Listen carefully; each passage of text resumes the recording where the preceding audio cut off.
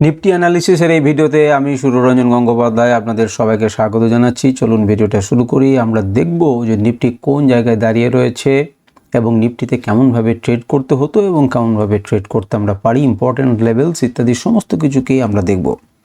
তো যদি আমরা নিফটিকে দেখেন তাহলে দেখবেন যে 0.5%-এর মতো নিফটি 21 তারিখে একটুখানি স্লিপ করেছে। আপনারা প্রফিট বুকিং বলতে পারেন বা সেল বলতে পারেন। এবং একটা ইম্পর্ট্যান্ট লেভেল ছিল ওই 185, 170 থেকে 85, 72-এর মধ্যে। তো সেখান থেকে নিফটি কিন্তু সেটার উপরে বারবার চেষ্টা করেছে যাবার, কিন্তু পারেনি এবং মার্কেটকে ধীরে ধীরে নিচে নামিয়েছে। আমরা যদি এই নিচের এই গ্রাফটাকে ফলো করেন তাহলেই দেখতে পাবেন যে মার্কেট কীরকমভাবে গিয়েছিল। একটা চেষ্টা করেছিল একটি জায়গাতে, প্রথমে একটি জায়গায় চেষ্টা করেছিল, মার্কেটকে নিচে নামিয়েছে, আবার একবার চেষ্টা করেছে, মার্কেট নামিয়েছে, এবার কিন্তু ততটা পারলো না, সেখান থেকে মার্কেটকে নিচে নামিয়ে দিয়েছে। কেন? এখানে কি এমন ছিল যে এই লেভেলটাকে গুরুত্ব দিয়েছে এবং এই সমস্ত কিছুকে বোঝার আমরা চেষ্টা করব। দেখুন, আগের দিনে প্রচণ্ড একটা বৃদ্ধি ঘটেছিল। আমরা তার আগের ভিডিওতে বলেছিলাম যে বিপদ যে এখনও চলে গেছে তা নয়, তবে এখনও যে বিপদ চলেছে তা নয়, তবে মার্কেট যদি ইন্টারন্যাশনাল মার্কেট এবং ক্রিপ্টো মার্কেটের দিকে আপনারা নজর রাখেন তাহলে দেখতে পাবেন যে সেখানে পড়ছে, যদিও সেটা একটা অন্য গেম এবং তার প্রভাব যে ভারতীয় মার্কেটে পড়বে না তাও কিন্তু আমরা হলফ করে বলতে পারি না। তো যাই হোক, আলোচনা করছি। প্রিভিয়াস ক্লোজ দেখুন 192, খুলেছিল 109, অর্থাৎ প্রথমেই কিন্তু 90 পয়েন্ট নিচে মার্কেট খুলেছে এবং সেখান থেকে মার্কেটের লো কিন্তু খুব বেশি এমন নয়, 26,052 যেখান থেকে খুলেছে, এবং উপরেও কিন্তু চরম বেশি তা নয়, 130-140 পয়েন্টের মধ্যেই কিন্তু নিফটি ঘোরাফেরা করেছে। তো এইটুকু দেখলে তো সমস্ত কিছু বোঝা যায় না। আমরা এক এক করে দেখি। মান্থলি টাইম ফ্রেমে আপনারা যদি দেখেন তাহলে দেখবেন নেটটা স্লো হয়তো কোনো কারণে। তো মান্থলি টাইম ফ্রেম যদি আপনি দেখেন তাহলে দেখবেন যে আমাদের রেজিস্ট্যান্সের মধ্যেই আছে এবং একদম উপরের জায়গা থেকেই কিন্তু ধাক্কা খেয়েছে। কোন জায়গা? না, আগের বার, অর্থাৎ এর আগের বার যখন সে সর্বোচ্চ হাই গেছিল, অল টাইম হাই গেছিলো, তো সেখান থেকে সে যেভাবে মার্কেটটা পড়েছিল ঠিক সেই রকম জায়গাতেই, ঠিক সেই উচ্চতাতে পৌঁছাতে পারেনি, কিন্তু তার ঠিক আগে থেকে একটু নিচে থেকেই কিন্তু মার্কেটে একটুখানি স্লিপ হয়েছে। এটাকে আমরা কোনো স্লিপ বলবো না। মান্থলি টাইম ফ্রেমে যদি বলতে হয় তাহলে এই লেভেলকে যতক্ষণ পর্যন্ত সে সমীহ করছে ততক্ষণ পর্যন্ত আমরা কিচ্ছু বলতে পারি না। আর এখানে তো ক্যান্ডেলের প্যাটার্ন আমরা জানিনি, সুতরাং কিছুটা করে যদি ব্রেক করে উপরের দিকে যায় সেটা ভালো যাবে না, এখান থেকে ধাক্কা খেয়ে আবার সেই একই রকমভাবে ধরাশায়ী হবে সেটাই কিন্তু দেখার। কিন্তু মনে রাখবেন যে লেভেল থেকে সেলার অ্যাক্টিভ হয়েছিল সেই লেভেলের কাছেই গেছে এবং আমি আগেও বলেছিলাম যে এই লেভেলটাকে পেরোনো, অর্থাৎ উপর নিচ খানিকটা হতে পারে, স্বাভাবিকভাবেই হবে, সেখানে সেলাররা তো ছেড়ে দেবে না। এবারে আমরা যদি একটু চলে যাই উইকলি টাইম ফ্রেমে তাহলে আপনি কি দেখবেন? উইকলি টাইম ফ্রেমে যদি দেখেন তাহলে দেখবেন উপর থেকে সে কিন্তু এক্স্যাক্টলি ধাক্কা খেয়েছে, এই সর্বোচ্চ জায়গা থেকে রেজিস্ট্যান্সের লেভেল থেকে সে কিন্তু ধাক্কা খেয়েছে এবং মার্কেট এখানে এসে ক্লোজ করেছে। এই ক্লোজিংয়ের একটা প্যাটার্নকে লক্ষ্য করার চেষ্টা করুন, যেটা আমাদের অ্যানালিসিস করতে সুবিধা হবে। যদিও ডেলি টাইম ফ্রেমে আমরা আরও ভালো করে বুঝবো, কিন্তু এখানে দেখুন এই যে দুটো টাওয়ার ছিল, টাওয়ার নাম্বার 1 এবং টাওয়ার নাম্বার 2, তো তার উপরে কিন্তু আগের দিন পর্যন্ত আমাদের কি করেছিল? ক্লোজিং দিয়েছিল। যদিও বৃহস্পতিবারের যে ভিডিও আমি করেছিলাম শুক্রবারের জন্য, সেখানে কিন্তু আমাদের ক্লোজিং দিয়েছিল এর উপরে। সুতরাং এর উপরে ক্লোজিং দিয়েছে, এটা কিন্তু মেনটেন করতে পারলে ভালো, কিন্তু আজকে কিন্তু মেনটেন করতে পারেনি। এই দুইয়ের যে উচ্চতা, সেই উচ্চতার নিচে, অর্থাৎ তার যার নিচে কিন্তু কি করেছে? ক্লোজিং দিয়েছে। সাপ্তাহিক ক্যান্ডেল কিন্তু এটা শুক্রবার ক্লোজ হয়েছে। সুতরাং এখানে আমরা বলতেই হবে যে সেলাররা অ্যাক্টিভ ছিল, যারা মার্কেটকে নিচে নামিয়েছিলেন তারা কিন্তু কি করলেন যে তাদের উপরে কিন্তু ক্লোজিং করতে দেয়নি।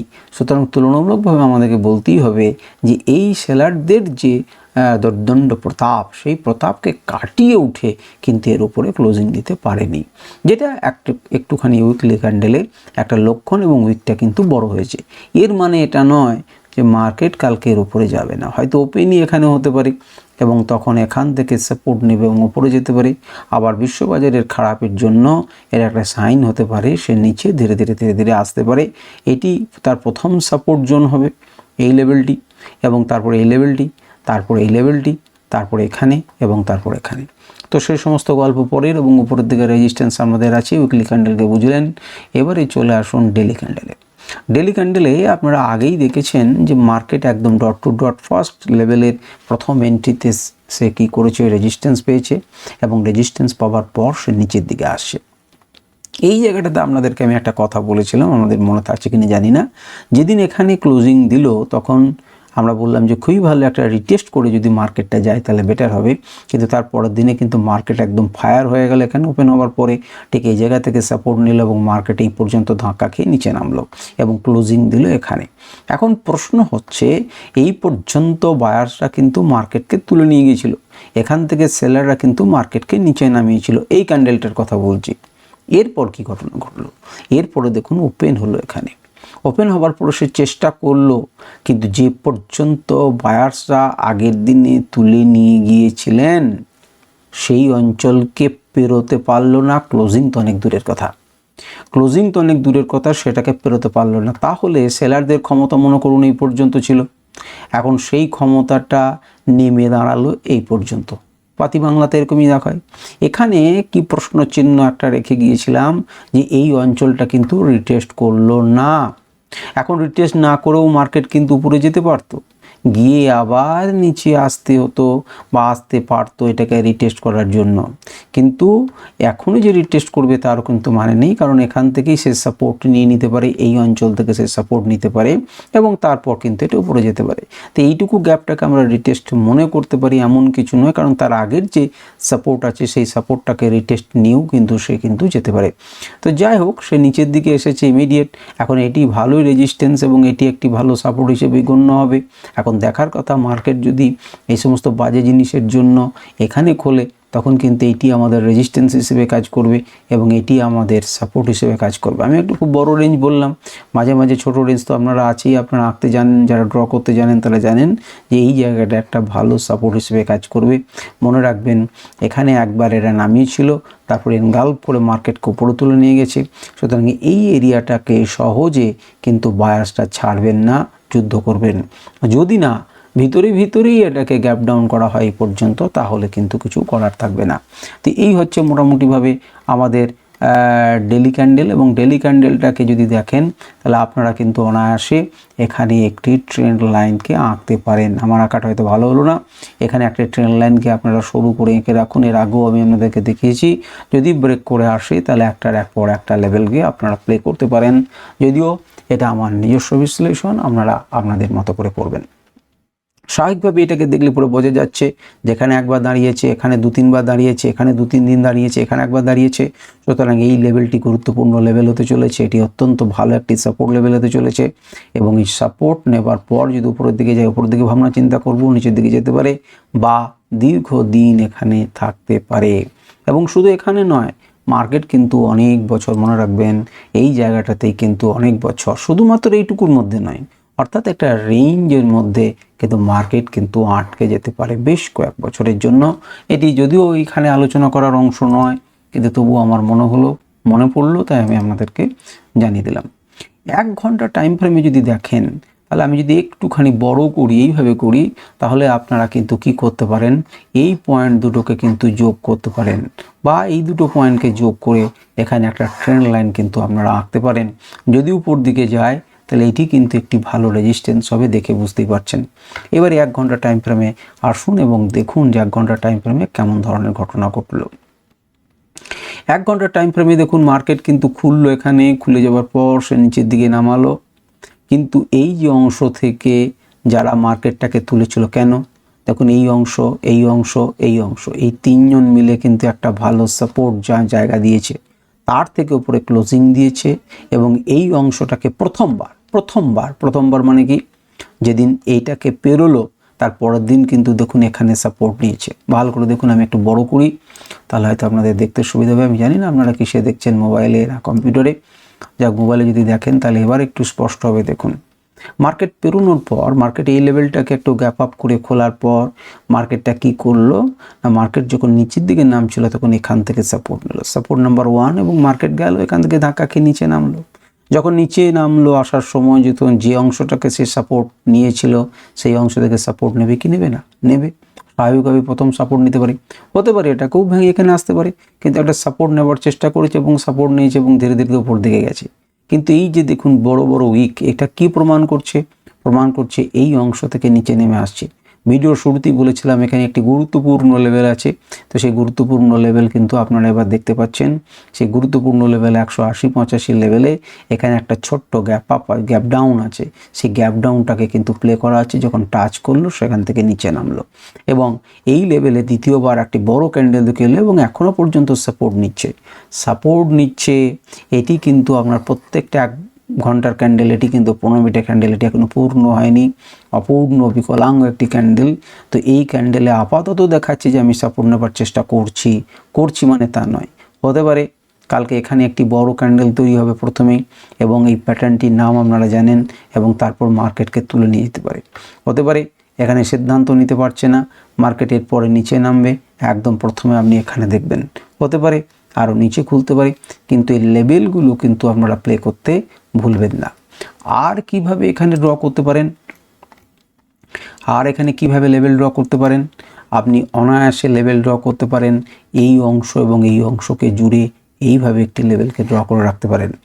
মার্কেট যদি এরকম কাছাকাছি খোলে ততক্ষণ পর্যন্ত আপনি শক্তিশালী ভাববেন না, যতক্ষণ পর্যন্ত এই ট্রেন্ড লাইনের উপরে ক্লোজিং করবে, তারপর আপনি ভাবনা চিন্তা করবেন কি করবেন না এবং লেভেলগুলোকে প্লে করবেন। এই হচ্ছে 1 ঘন্টা টাইম ফ্রেমে আলোচনা।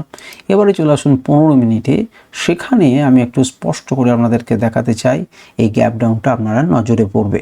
তো দেখুন আমি আপনাদেরকে দেখাচ্ছি, আপনারা দেখুন এখানে আমি একটা লাইন দিলাম, এখানে আমি একটা লাইন টানছি আপাতত, এই যে আর একটা লাইন আমি এখানে টানলাম এই অংশ। এবারে তাকিয়ে দেখুন এখানে একটা গ্যাপ থেকে যায়, কি থেকে যায় না, একটা গ্যাপ থেকে যায়, যদিও একটি ইন্ডিকেটর পাওয়া যায় যার নাম হচ্ছে গ্যাপস। তো সেই গ্যাপস দিয়ে আপনি গ্যাপগুলোকে দেখতে পাবেন, কোথায় কোথায় গ্যাপ আছে কি না আছে, যেটি আপনারা এখানে দেখতে পাবেন। এই যে অংশটাকে গ্যাপস, এটা দেখানোর জন্য আমি খুলে রেখেছিলাম আপনাদেরকে।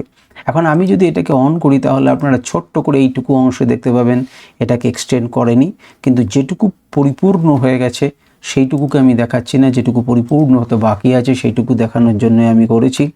তো এই যে গ্যাপটা এখানে কেন, দেখুন মার্কেট নিচে থেকে সাপোর্ট নিল, এই রেঞ্জ ছিল, সাপোর্ট নিয়ে উপরের দিকে গেল, এখান থেকে ধাক্কা খেলো, কারণ এটাও তো রেজিস্ট্যান্স, কাছাকাছি এরিয়া।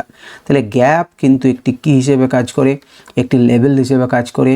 সেই লেভেলটি 1 নাম্বার হতে পারে রেজিস্ট্যান্স, 2 নাম্বার হতে পারে সেটি সাপোর্ট। কি হবে, প্রাইস কোনখানে রয়েছে তার উপরে নির্ভর করবে। প্রাইস যদি নিচে থাকে তাহলে এটি রেজিস্ট্যান্স হিসেবে কাজ করবে, প্রাইস যদি উপরে থাকে তাহলে এটি কী হিসেবে কাজ করবে, সাপোর্ট হিসেবে কাজ করবে। তো যাই হোক, আমাদের কাছে এই যে রিজিয়নটা একটি এই মুহূর্তে রেজিস্ট্যান্স হিসেবে কাজ করবে এবং সুন্দরভাবে সে তার রোল প্লে করেছে, রেজিস্ট্যান্স হিসেবে কাজ করেছে। মার্কেটকে এখান থেকে তুলে নিয়ে গেছে, আবার এই জায়গাটাতে ধাক্কা খেয়েছে, রেজিস্ট্যান্স হিসেবে কাজ করেছে, নিচে নেমেছে এবং তারপর আবার উঠিয়ে নিয়ে গেছে। এখানে কয়েকটা জিনিসকে গুরুত্বপূর্ণভাবে দেখার, যে জায়গাটা থেকে মার্কেট 2বার পড়েছে, তৃতীয়বার কিন্তু এতটা ক্ষমতা হয়নি তুলে নিয়ে যাওয়ার।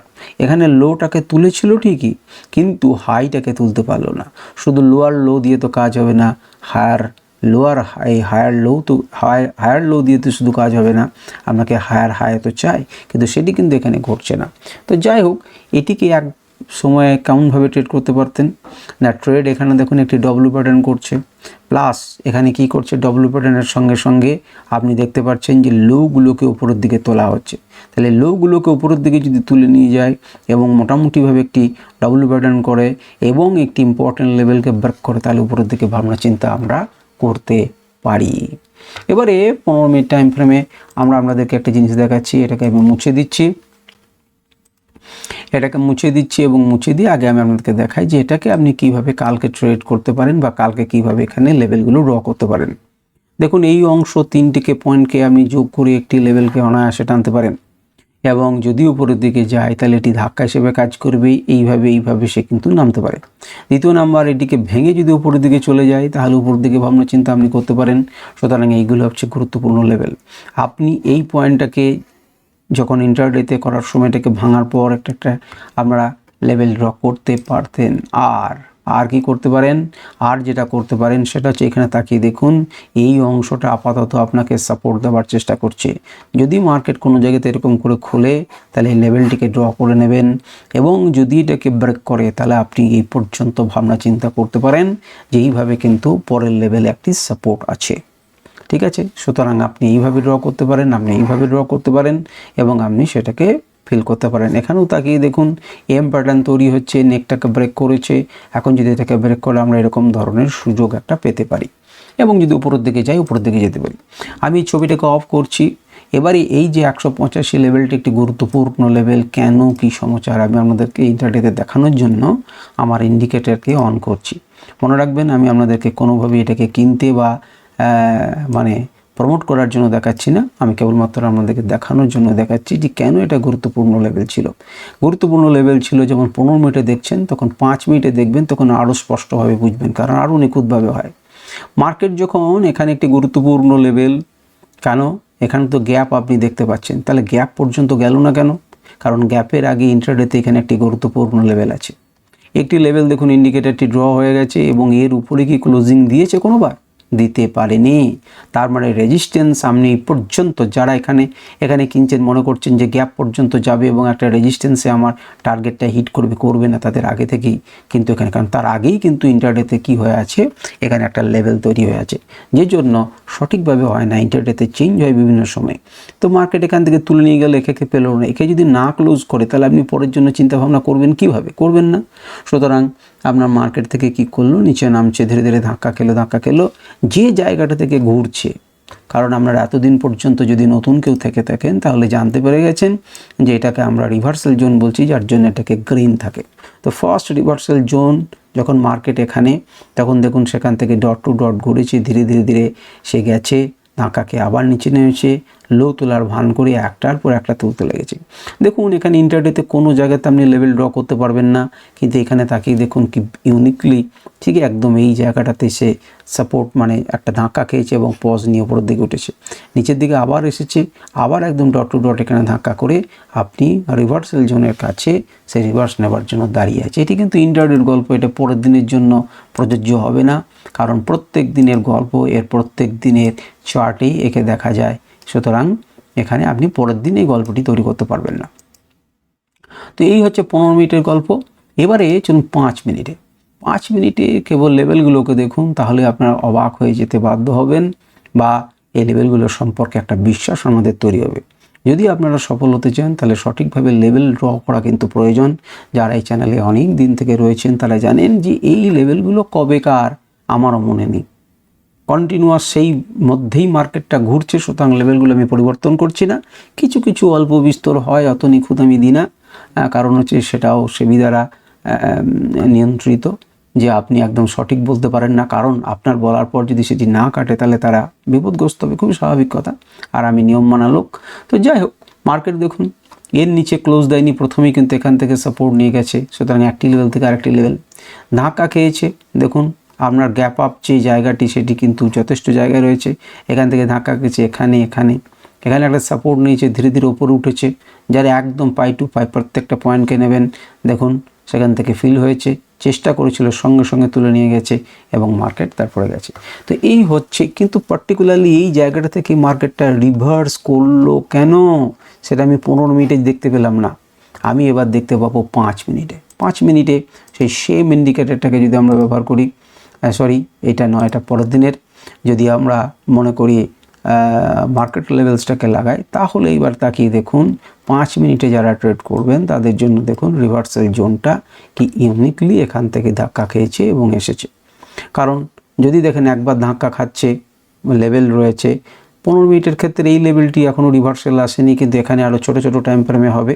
সুতরাং সেখান থেকে এর নিচেও লেভেল আছে, আপনারা অনেকেই ভাবতে পারেন যে এখানে লেভেল কই, তাহলে আপনি কেবলমাত্র ইন্টারমিডিয়েটস লেভেলে যাবেন। কারণ আপনারা প্রশ্ন করতে পারেন, মেসেজ করতে পারেন বলে আমি আপনাদেরকে করছি। ইন্টারমিডিয়েট সেল লেভেল যদি দিই তাহলে তখন দেখবেন এই যে নিচের লেভেল ড্র হলো, এবং দেখতে পাচ্ছেন কেমন ডট টু ডট সেই লেভেলকে মেনটেন করছে। সুতরাং আপনি লেভেলগুলো পাবেন যে টাইম ফ্রেমে করবেন না। আমি মেজর লেভেলসগুলোকে দিয়ে রেখেছি, সেই জন্যই আপনাদের কাছে সমস্ত লেভেলগুলো নেই, এবং তার সঙ্গে সঙ্গে ক্লাউড আছে। তো এইভাবে এই জন্যই এটি একটি গুরুত্বপূর্ণ জায়গা ছিল, যেটিকে আমি দেখানোর জন্য আপনাদেরকে বলছিলাম যে এখানে গ্যাপ ছিল ঠিকই একটু উপরে, কিন্তু তারও নিচে একটা গুরুত্বপূর্ণ লেভেল ছিল, যেটিকে মার্কেট কিন্তু কি করতে পারছিল না, পেরোতে পারছিল না। এবং তার নিচে ঠিক এখান থেকে মার্কেট গেল কেন, এখানে গেল না কেন? কারণ তাকে তো এখানে পেরিয়ে ক্লোজ দিতে হবে। সে কিন্তু দেখুন একবারের জন্য ক্লোজ দিতে পারেনি। কেউ ক্লোজ করতে পেরেছে এর উপরে? যখন পেরেছিল তখন গেছিল, যখন পেরেছিল তখন গেছিল। একবারে যাবেন, এটা তো খেলা, এটা তো নর্মাল রেঞ্জ। সে নিচের থেকে সাপোর্ট নিয়ে, ক্লাউড থেকে সাপোর্ট নিয়ে উপর দিকে গেছে, কিন্তু তার প্রবাবিলিটি অনেক বেশি থাকে। তো যাই হোক, এই হচ্ছে আপনার প্রত্যেকটা। এবারে আমি আবার ছবিগুলোকে আঁকি। এখানে তো লেভেল ড্র করাই আছে, আমার কিছু করণীয় নেই। আপনারা এই অংশ তিনটেকে নিয়ে একটি লেভেল ড্র করতে পারেন এবং এটি একটি গুরুত্বপূর্ণ লেভেল হতে পারে। এটিকে ভাঙলে এটি, এবং তারপরে আপনাদের কাছে নিচের লেভেলগুলো থাকার কথা। এতদিন যদি আপনারা অ্যানালিসিস দেখে থাকেন তাহলে দেখার কথা, কারণ এখানে একটি এম প্যাটার্নের মতো প্যাটার্ন তৈরি হয়েছে। এবং মনে রাখবেন এখানে কিন্তু অনেকখানি গ্যাপ আছে, যদিও মাঝখানে একটা সাপোর্ট রেঞ্জ তৈরি হয়েছে, কিন্তু অনেকখানি গ্যাপ আছে। যদিও হয় বলা যায় না, অনেকখানি নিচে চলে আসতে পারে, যেটি 26,000-এর নিচে। তো যাই হোক, এই হচ্ছে আমাদের আলোচনা। আর এই মুহূর্তে আমাদের ওপেন ইন্টারেস্টের ডেটা কি বলছে একটুখানি দেখে নিই। সেটা হচ্ছে 26,100। 26,100-তে লট সাইজটা দেখুন, যদি পড়তে পারছেন 1,22,234টা। মানে কি? মানে রেজিস্ট্যান্স এখানে রয়েছে ভালো 26,100-তে। সেখানে কল ওয়াই হচ্ছে 91,000, তার সাপোর্ট কিন্তু কম। এবং মজার ব্যাপার হচ্ছে, যারা সাপোর্ট ইন্টারডিতে দিত তারা কিন্তু পালিয়ে গেছে। 22,000 পুট ওয়াই কিন্তু বিয়োগ হয়েছে। ইন্ট্রাডেতে 22,000 পুট ওয়াই বিয়োগ হয়েছে। মানে যারা মার্কেটকে ধরে থাকবে তারা ভয় পেয়েছে যে 22,000 বলছি, 26,100-তে তারা কিন্তু দাঁড়িয়ে থাকেনি, তারা কিন্তু বেরিয়ে গেছে। উপরের দিক থেকে তো বেরিয়েছে, 26,200 থেকে পালিয়েছে। এবং পুট ওয়াই দেখুন অনেক নিচে অবধি ইন্ট্রাডেতে চেঞ্জ হয়ে গেছে। আপনারা দেখলে অবাক হবেন, সেটা হচ্ছে 25,900। 25,900 দেখুন পুট ওয়াই চেঞ্জ হয়েছে 44,000। এটি কিন্তু একটি খতরনাক একটি ডেটা। 25,900, 25,900-তে পুট ওয়াই, তার মানে এরা কি করেছিলেন? পুটকে বিক্রি করেছিলেন, পুটকে সেল করেছিলেন। তাহলে মনে করুন আমি পুটকে সেল করলাম 100 টাকাতে, ঠিক আছে? পুটকে সেল করলাম 100 টাকাতে। এই যে এই স্ক্রিনটাতে হয়তো হবে, এই মনে করুন পুটটাকে সেল করলাম আমি 100 টাকাতে। তাহলে আমার লাভ কখন হবে? না, লাভ হবে আমি সেল করে যদি এটাকে আমি 90 টাকাতে বাই করতে পারি। আমি একটা উদাহরণ দিলাম, 90 টাকাতে বাই করতে পারি। তার মানে পুটের ভ্যালু কি করতে হবে? কমতে হবে। পুটের ভ্যালু যদি কমতে হয় তাহলে কাকে বাড়তে হবে? কলকে বাড়তে হবে। কলকে বাড়তে হওয়া মানে হচ্ছে আমাদের নিফটি 50-কে কি করতে হবে? বাড়তে হবে। তাহলে আগের দিনে যখন 192 পর্যন্ত পৌঁছে গেছিল, 26,192, অর্থাৎ মার্কেট উপরের দিকে যাবে এমন ভাবনা চিন্তা ছিল। তো সেই ভাবনা চিন্তা যখন প্রবলভাবে উপরের দিকে রয়েছে, তখন এরা কি করেছিল? না, পুটকে সেল করেছিলেন। কিন্তু যখন আজকে মার্কেট পড়তে শুরু করলো, তখন এরা প্রত্যেকে কি করলো? না, এইগুলো থেকে এক্সিট করে গেল। কেন এক্সিট করলো তারা?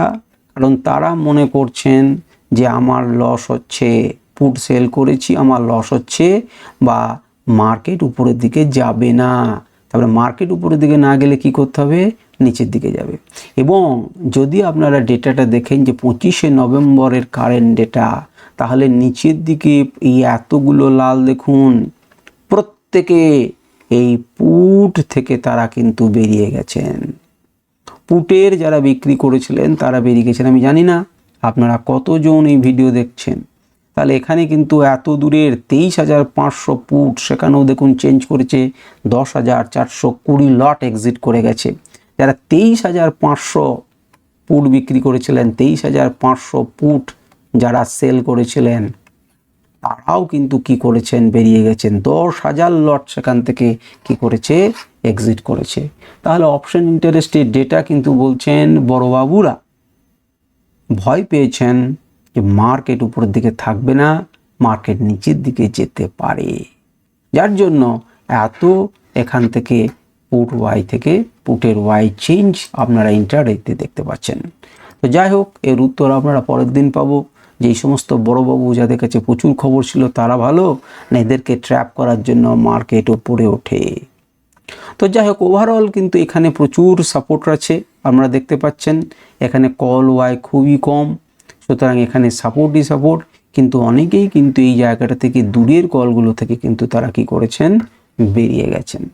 এখন এই বেরিয়ে যাওয়াটা এমন কিছু আশ্চর্যের নয়, এর সঙ্গে সঙ্গে আপনাদেরকে বলে রাখি, কারণ 25শে নভেম্বরের ডেট মানে হচ্ছে নভেম্বর এন্ড হবে, মান্থের এন্ডে এমন ধরনের অ্যাডজাস্টমেন্ট দেখা যায়।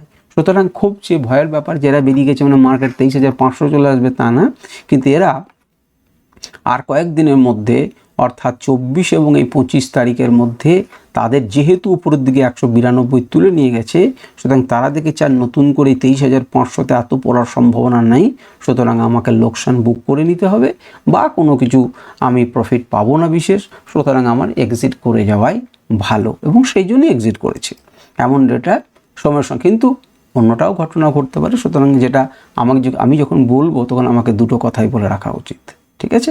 তো এই হচ্ছে আমাদের আজকের আলোচনা।